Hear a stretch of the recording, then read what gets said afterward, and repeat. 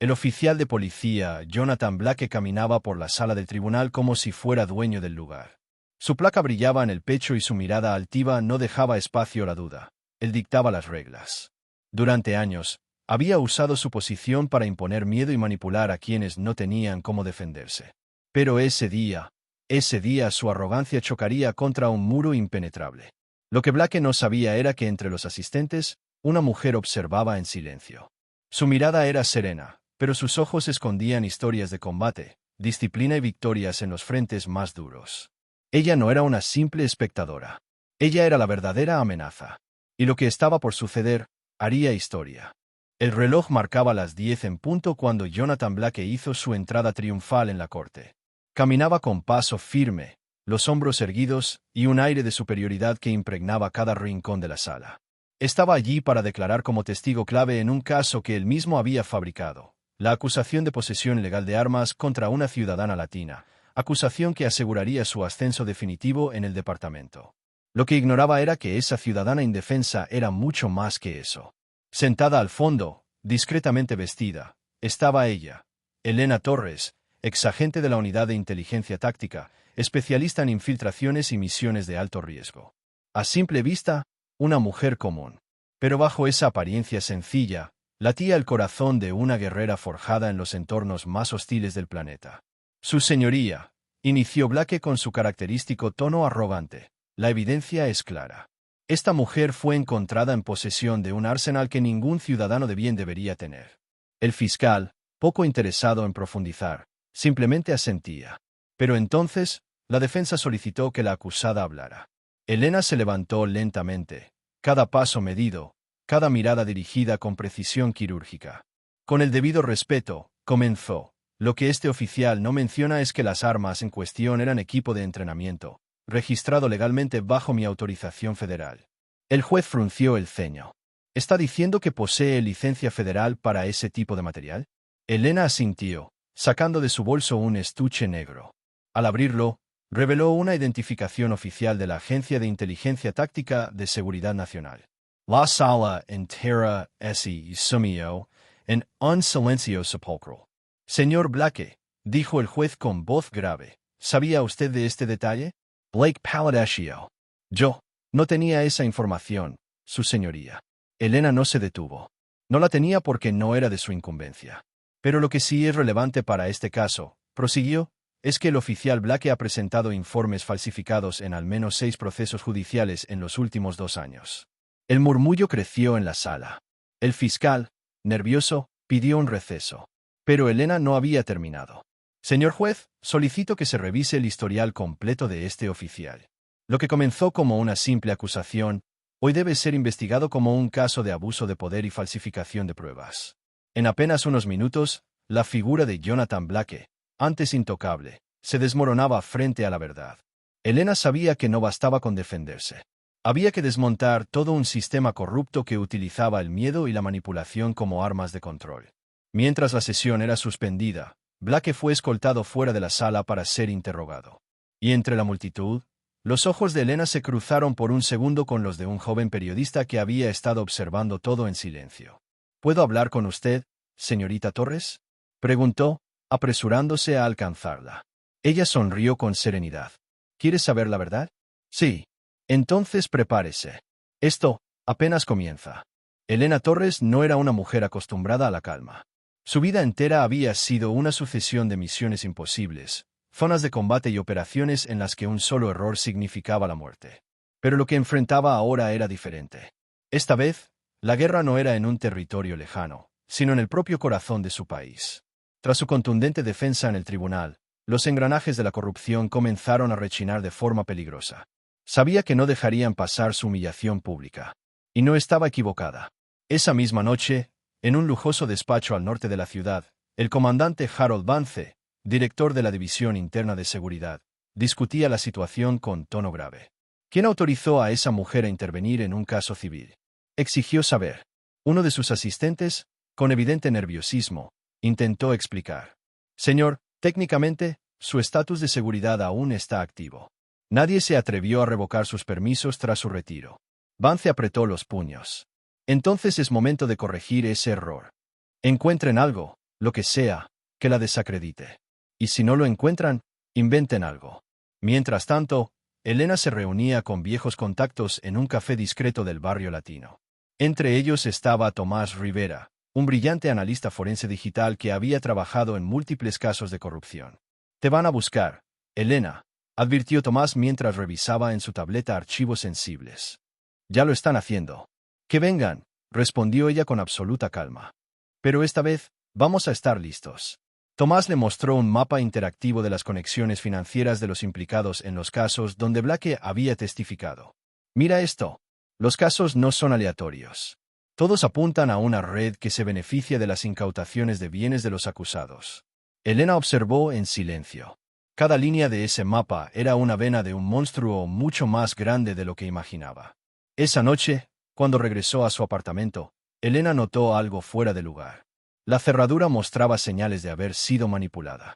Sin perder tiempo, aplicó los viejos protocolos de seguridad.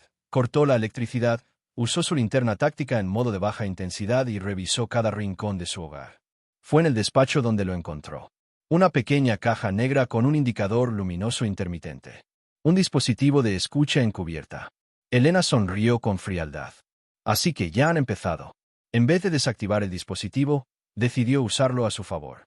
Hizo una llamada en voz alta, fingiendo haber encontrado pruebas definitivas en un lugar que, en realidad, era una trampa. Al día siguiente, desde la azotea de un edificio frente a la antigua fábrica abandonada que había mencionado, observaba a través de sus binoculares. Tal como esperaba, dos hombres vestidos de civil entraron en el lugar. Eran agentes encubiertos. Con su cámara de alta resolución, registró todo el operativo ilegal. «Gracias por venir, muchachos», susurró con satisfacción. «Esto va a verse muy bien en las noticias de la noche». De regreso en su base improvisada, Elena reunió a su equipo. «No solo vamos a limpiar nuestros nombres», dijo con determinación. «Vamos a destruir todo este entramado corrupto». El primer paso ya estaba dado.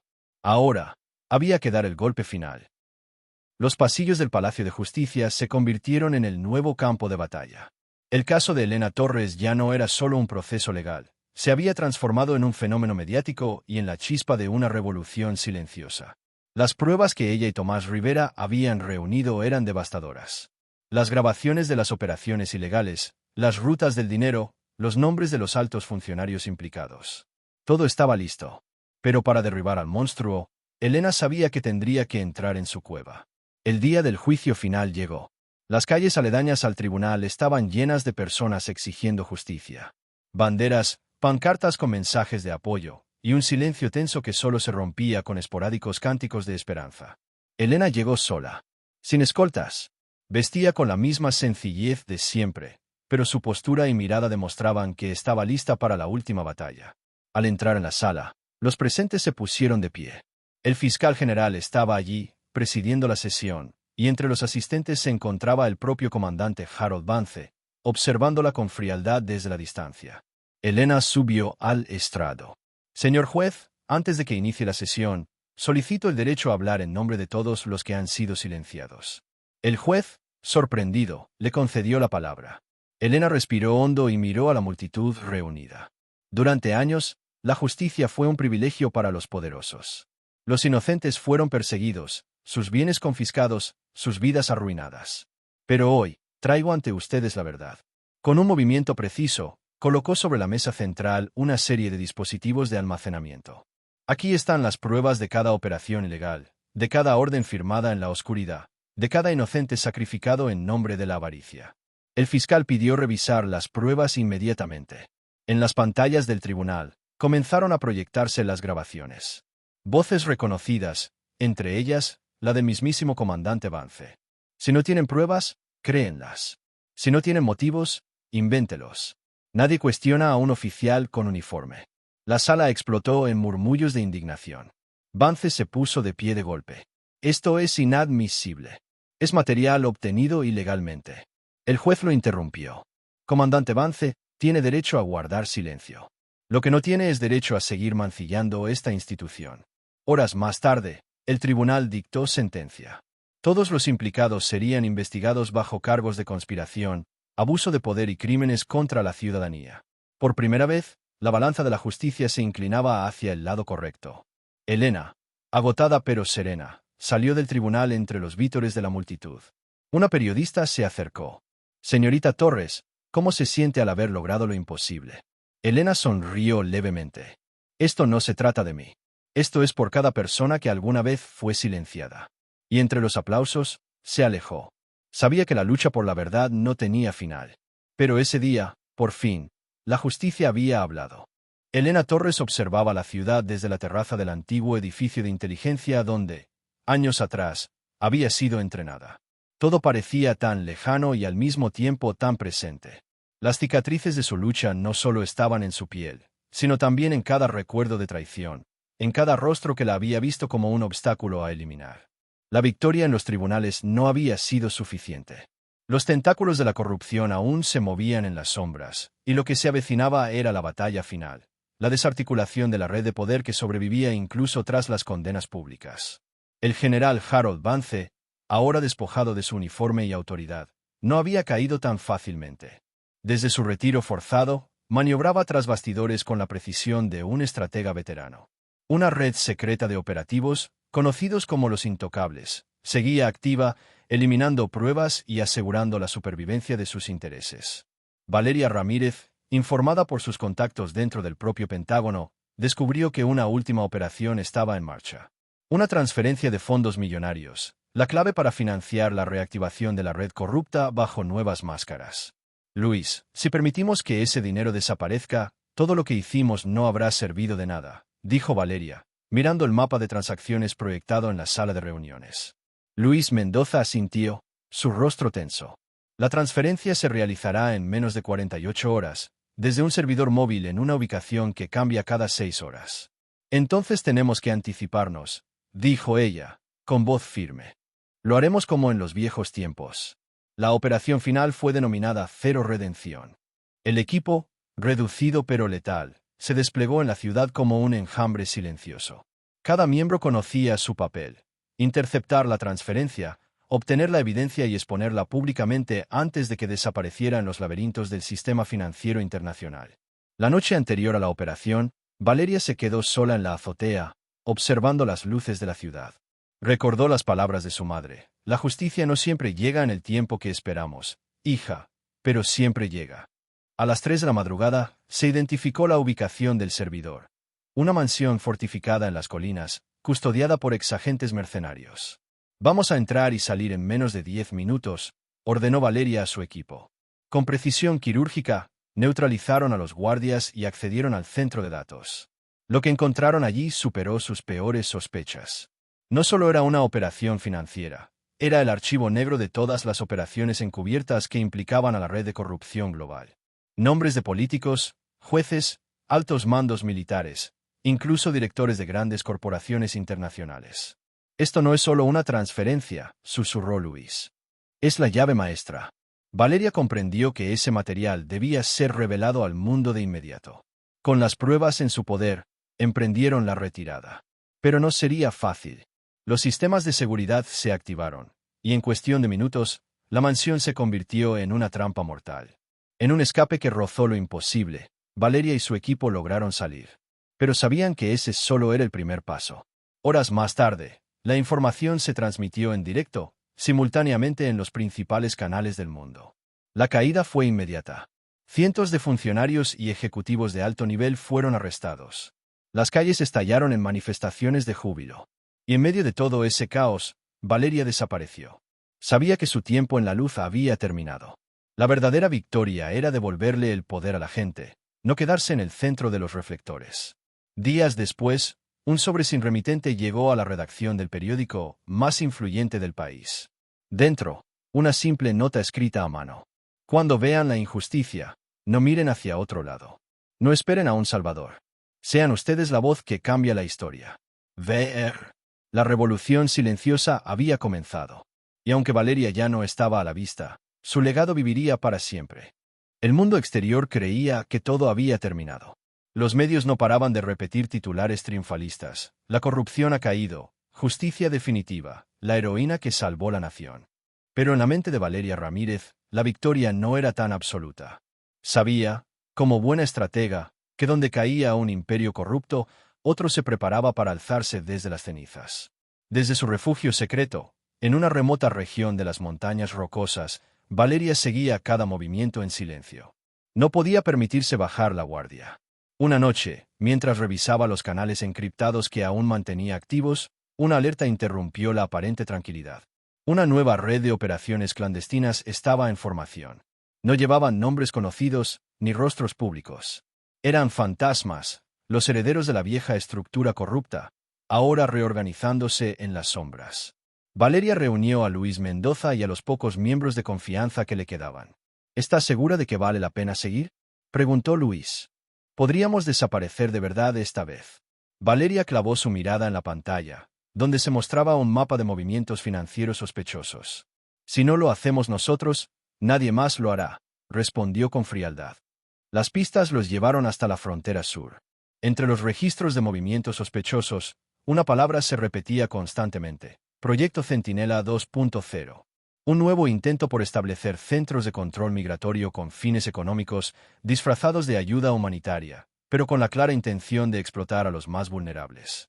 Valeria se infiltró personalmente en uno de los centros operativos en construcción.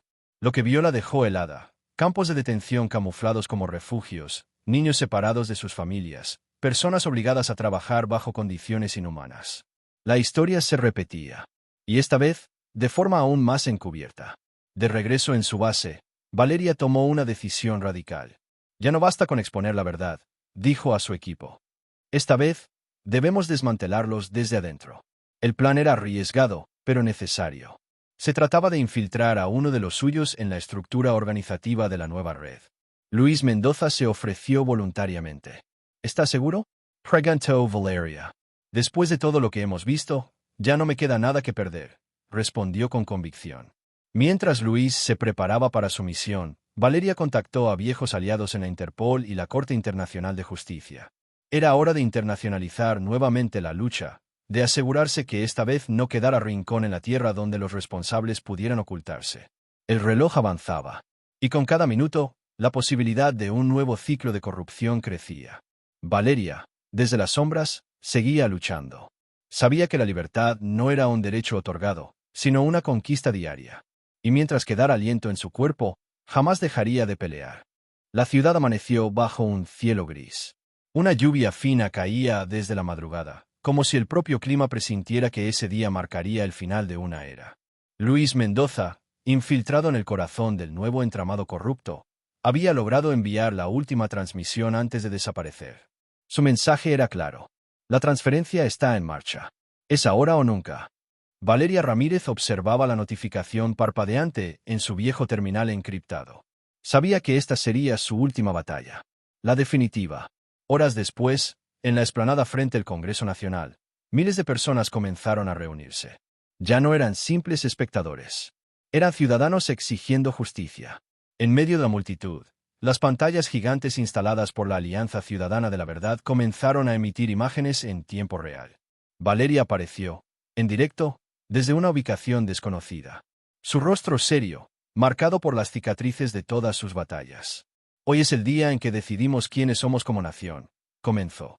O seguimos siendo cómplices del silencio, o finalmente rompemos las cadenas que nos atan. La transmisión mostró en directo los movimientos financieros que intentaban ocultar la última gran operación corrupta. Los fondos están siendo redirigidos en este preciso momento a cuentas offshore. Pero aquí están los nombres de quienes lo permiten. En la pantalla aparecieron rostros conocidos: políticos, empresarios, jueces. Gente que siempre había creído estar por encima de la ley. El impacto fue inmediato.